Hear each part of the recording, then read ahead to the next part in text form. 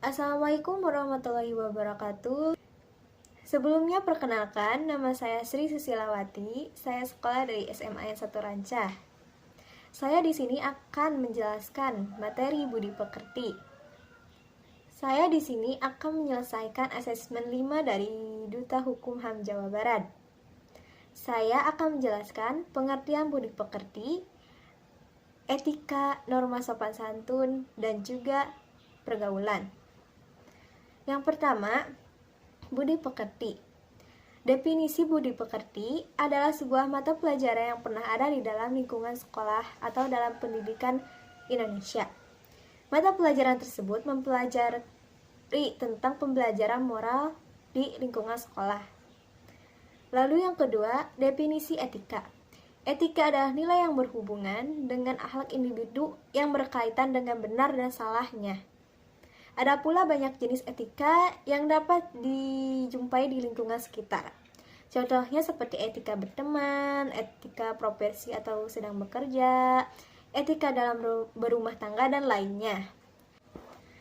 Misalnya etika yang umum dalam kehidupan di dalam sehari-hari, yaitu salam ketika mengunjungi orang, baik itu saudara, kerabat, ataupun teman. Etika terhadap diri sendiri pun harus ditanamkan, yaitu jujur, bertindak dengan penuh kesungguhan dan ketulusan, menghindari konflik kepentingan pribadi, kelompok, maupun golongan. Lalu yang terakhir, berinisiatif untuk meningkatkan kualitas pengetahuan, kemampuan, keterampilan, dan sikap. Lalu yang ketiga, yaitu norma. Pertama, saya akan menjelaskan tentang norma kesopanan. Norma kesopanan adalah seseorang harus bertingkah laku di masyarakat. Norma berhubungan dengan tingkah laku menghormati, menghargai, dan respek dengan tutur suatu masyarakat.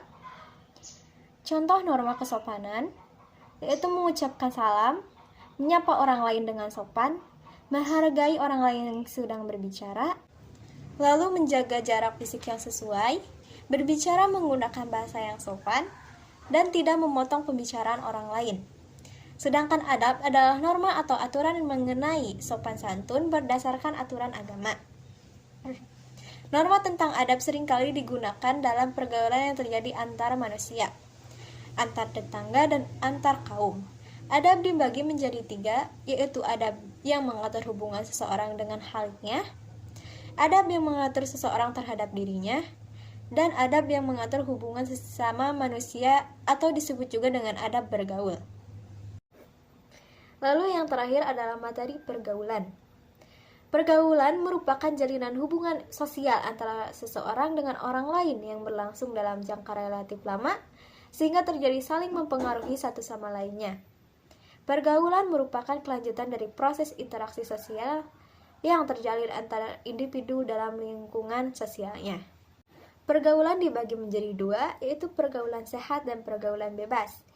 Pergaulan sehat adalah proses interaksi yang dilakukan oleh individu dengan individu lainnya atau individu dengan kelompok dengan normal baik dalam tubuh, jiwa, dan kehidupan sosialnya. Prinsip-prinsip dari pergaulan sehat yaitu memiliki akhlak yang baik, sopan dan ramah terhadap orang lain, terutama orang yang lebih tua, saling menghargai perbedaan yang ada, dan saling memahami satu sama lain. Lalu definisi pergaulan bebas. Pergaulan bebas adalah salah satu bentuk perilaku menyimpang.